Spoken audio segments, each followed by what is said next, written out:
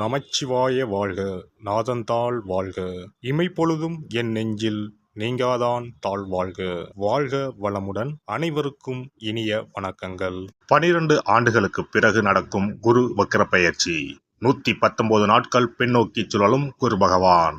நவ கிரகங்களில் முழு சுப கிரகமான குரு பகவான் 2024ஆம் ஆண்டு மே 1ஆம் தேதியிலிருந்து ரிஷபராசியில் சஞ்சரித்து வருகிறார். ஒவ்வொரு ஆண்டும் சில கிரகங்கள் வக்ரமடையும். அந்த வகையில் அக்டோபர் மாதம் 9ஆம் தேதி குரு பகவான் ரிஷபராசியில் வக்ரமடைகிறார். இதன் தாக்கம் என்ன? குரு வக்ர பெயர்ச்சி என்றால் என்ன? எத்தனை நாட்கள் நீடிக்கும் என்று பார்க்கலாம். குரு பகவான் இந்த ஆண்டு அக்டோபர் மாதம் 9ஆம் தேதி புதன்கிழமை ரிஷபராசியில் வக்ரமாகி பின்னோக்கி செல்வார். பிப்ரவரி 4, 2025ஆம் ஆண்டு வரை இந்த நிலை நீடிக்கும். வக்ரம் என்பது நேராக செல்லக்கூடிய ஒரு கிரகம் பின்னோக்கி செல்வதை குறிக்கும். ரிஷபராசியில் சஞ்சரிக்கும் குரு பகவான் அடுத்து மிதுன ராசிக்கு செல்லாமல் பின்னோக்கி ரிஷபத்தில் ரோகிணி மற்றும் கிருத்திகை நட்சத்திரத்தில் சுழல்வது குரு வக்ர பெயர்ச்சியை குறிக்கும். ஒவ்வொரு ராசிக்கும் குரு வக்ர பெயர்ச்சி கணிசமான தாக்கங்களை, நல்ல பலன்களை அல்லது தடைகளை ஏற்படுத்தலாம். ஆனால் பொதுவாக குரு வக்ரம் அடைவது என்பது சுப காரிய தடை, விரிவாக்கம், வளர்ச்சி போன்றவற்றில் பாதிப்பு ஏற்படும். இந்த ஆண்டு குரு பெயர்ச்சி எந்த ராசிகளுக்கு நற்பலன்களை தந்ததோ, அதிர்ஷ்டமான பெயர்ச்சியாக இருந்ததோ அந்த ராசிகள் குரு வக்ரமாகும் 4 மாத காலத்தில் குறைவான அளவு நற்பலன்களை பெறுவார்கள். இந்த ஆண்டு குரு பெயர்ச்சி பலன்களில் எந்த ராசிகளில் குரு பகவான் எதிர்மறையான தாக்கம் ஏற்படுத்தினாரோ அந்த ராசிகளுக்கு வரும் 4 மாதம் அமோகமான பலன்கள் கிடைக்கும். அக்டோபர் 9 முதல் குரு வக்ர பயிற்சி தொடங்குகிறது.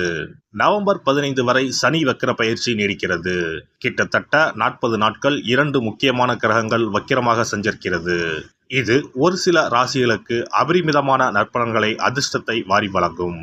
பொதுவாக குரு பகவான் இருக்கும் இடத்தை விட பார்க்கும் இடங்கள் சுப பலன்களை பெறும். குரு பகவான் ரிஷபராசியில் இருந்து 5ஆம் பார்வையாக கன்னி ராசியையும், 7ஆம் பார்வையாக விருச்சிக ராசியையும், 9ஆம் பார்வையாக மகர ராசியையும் பார்க்கிறார். வக்ரமடைந்த குரு பார்வையால் சில ராசிக்காரர்கள் ராஜாதி ராஜ யோகம் பெறப்போகின்றனர். இனி இந்த வக்ர பெயர்ச்சியால் உங்கள் ராசிக்கான சுப பலன் என்ன என்பதனையும், அசுப பலன் ஏற்படுமாயின் ராசிக்காரர்கள் செய்ய வேண்டிய பரிகாரம் என்ன, வழிபட வேண்டிய தெய்வம் யார் என்பதனை பற்றியும் விரிவாக காண்போம். உங்கள் வாழ்வில் வளமும் நலமும் செல்வ செழிப்பும் பெற்று வாழ்வில் உயரிய நிலையை அடைய எல்லாம் வல்ல எம்பெருமானை வேண்டி விரும்பி கேட்டுக்கொள்கிறேன். சனி பகவானை ராசிநாதனாக கொண்ட மகர ராசி அன்பர்களே, 5ஆம் வீட்டில் குரு பகவான் வக்கர நிலையில் பயணம் செய்வது மாற்றத்தையும் முன்னேற்றத்தையும் தரும். குருவின் பார்வையால் வருமானம் அதிகரிக்கும். கடன்பட்டவர்கள் கடனை அடைத்து நிம்மதி பெறலாம். பாதியிலேயே நின்று போன வீட்டு வேலைகள் பூர்த்தியாகி சுபகாரியம் நடக்கும். குரு கோடி கோடியாக கொட்டி கொடுக்க போகிறார். சுபகாரியங்கள் மலமளவன நடைபெறும். திருமணமாகியும் புத்திர பாக்கியம் இல்லாதவர்களுக்கு புத்திர பாக்கியம் கிட்டும். 2025ஆம் ஆண்டு பிப்ரவரிக்குள் நல்ல செய்தி தேடி வரப்போகிறது. இதுவரை உடல் ஆரோக்கியத்தில் இருந்து வந்த தொய்வு நிலை இனி வரும் நாட்களில் படிப்படியாக குணமாகும். வாழ்க்கையில் ஒரு பிடிப்பு ஏற்படும். சிலருக்கு தந்தையுடன் இருந்து வந்த கருத்து வேறுபாடுகள் முடிவுக்கு வரும்.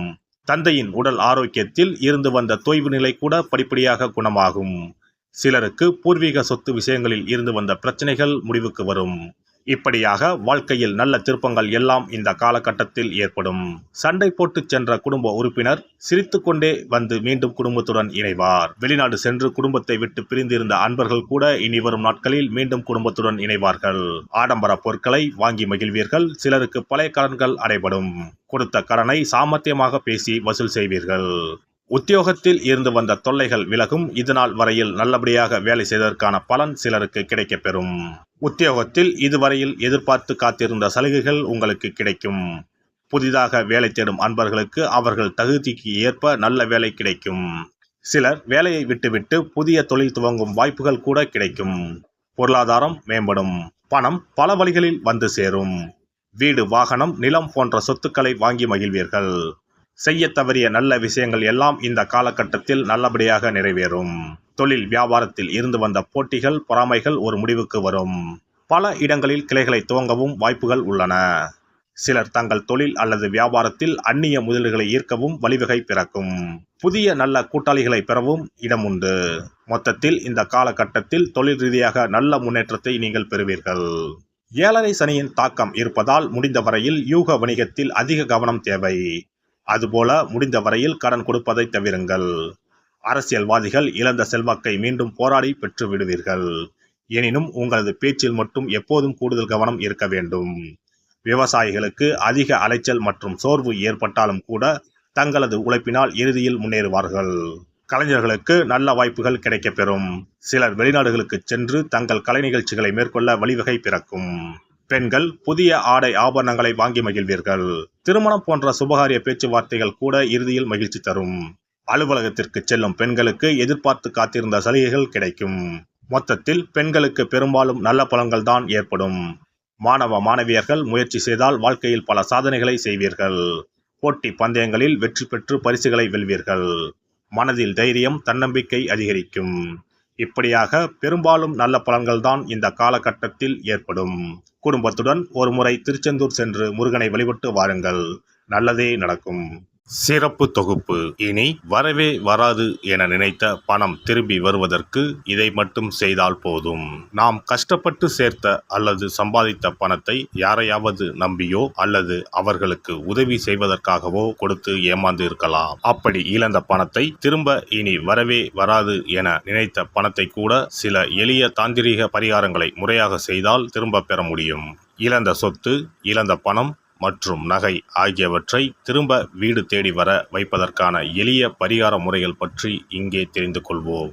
இந்த 2 முறைகளில் எந்த முறை நமக்கு எளிமையானதோ அதை செய்து பயன்பெறலாம். வாங்கிய பணத்தை திருப்பி கொடுக்க முடியாமல் கடன் தொல்லையால் அவதிப்படுபவரைப் போல் பணத்தை கொடுத்துவிட்டு அதை திரும்பி வாங்க முடியாமல் தவிப்பவர்கள் அதிகம் இருக்கத்தான் செய்கிறார்கள். யாராவது அவசரம் என பண உதவி கேட்கும்போது நட்பின் அடிப்படையிலோ அல்லது இருக்கப்பட்ட சிலர் பணம் கொடுத்திருப்பார்கள்.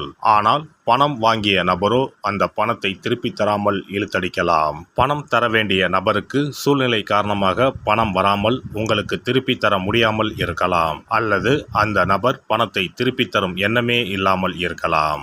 நீங்களும் பல முறை பணத்தை கேட்டு சலித்துவிட்டு இனி அந்த பணம் நமக்கு வரவே வராது என நினைத்து பணத்தை திருப்பி வாங்குவதற்கான முயற்சியை கூட கைவிட்டிருக்கலாம். இப்படி கொடுத்த பணம் திரும்பி வரவே வராது என நினைத்த பணத்தை உங்களிடம் பணம் வாங்கிய நபரே மனம் மாறி அவராக வந்து உங்களிடம் திருப்பி தருவதற்கு சில எளிய முறைகளை வீட்டிலேயே செய்தால் போதும். பரிகாரம் 1. கற்பூரம் ஒன்றை ஏற்றி அது எரியும் சுடரின் மீது இரும்பு கலந்த ஏதாவது ஒரு தட்டினை காட்ட வேண்டும். இப்படி காட்டும்போது அந்த தட்டில் கரி படலம் ஒன்று உருவாகும். இந்த கரியை உங்களின் வலதுபுற நடுவிரலில் எடுத்து ஒரு தெளிவான வெள்ளை காகிதத்தில் உங்களுக்கு பணம் கொடுக்க வேண்டிய நபரின் பெயரை எழுதி கொள்ளுங்கள். பிறகு அந்த பேப்பரை சிறியதாக மடித்து உள்ளங்கையில் வைத்துக்கொண்டு உங்களுக்கு பணம் கொடுக்க வேண்டிய அந்த நபரின் முகத்தை மனதில் நினைத்து கொண்டு அவர் உங்களுக்கு பணம் கொடுத்து விட்டதாகவும் உங்களுக்கு வரவேண்டிய பணம் அனைத்தும் வந்துவிட்டதாகவும் நினைத்து கொள்ளுங்கள். அந்த நபரின் பெயர் எழுதிய காகிதத்தை வீட்டின் பூஜை அறையில் வைத்து விடுங்கள். பிறகு அதை ஆற்றில் போட்டு விடலாம். பரிகாரம் 2. ஒரு சிறிய கிண்ணத்தில் மஞ்சளை தண்ணீர் கரைத்து எடுத்துக்கொள்ளுங்கள். ஒரு குச்சியால் அந்த மஞ்சளை தொட்டு வெள்ளை காகிதத்தில் பணம் தர வேண்டிய நபரின் பெயரை எழுதி கொள்ளுங்கள். ஓம் ஸ்ரீ கார்த்த வீர்யாஜுனாய நமக என்ற மந்திரத்தை 27 முறை சொல்லி பணம் கொடுக்க வேண்டிய நபர் உங்களுக்கு தர வேண்டிய பணம் அனைத்தையும் கொடுத்து விட்டதாக நினைத்து வேண்டிக் கொண்டு அந்த காகிதத்தை சுற்றி வெள்ளை நூலால் கட்டிவிட வேண்டும். பிறகு அந்த காகிதத்தை ஆற்றிலோ கடலிலோ போட்டுவிட வேண்டும். இந்த 2 முறைகளில் யாருக்கு எது வசதியோ அந்த முறையில் பரிகாரத்தை செய்யலாம். ஏதாவது ஒரு முறையை பின்பற்றினால் போதும். 2 முறைகளிலும் செய்ய வேண்டியது கிடையாது. இந்த பரிகாரத்தை தெற்கு நோக்கி அமர்ந்து செய்ய வேண்டும். இந்த பரிகாரத்தை நம்பிக்கையுடன் தொடர்ந்து செய்து வந்தால் கண்டிப்பாக வராது என நினைத்த பணம் விரைவில் உங்களின் வீடு தேடி வரும். எல்லாம் வல்ல இறையருளால் நீங்களும் உங்கள் அன்பு குடும்பமும் உடல் நலம், நீலாயுள், நிறை செல்வம், உயர் புகழ், மெய்ஞானம் ஓங்கி வாழ்க வளமுடன். இந்த வீடியோ பதிவு உங்களுக்கு பிடித்திருந்தால் லைக் பண்ணுங்க, கமெண்ட் பண்ணுங்க, ஷேர் பண்ணுங்க, மறக்காம சப்ஸ்கிரைப் பண்ணுங்க, பக்கத்துல இருக்கிற பெல் பட்டனை கிளிக் பண்ணுங்க. நன்றி, வணக்கம். ஓம் நமச்சிவாய. சிவாய நம.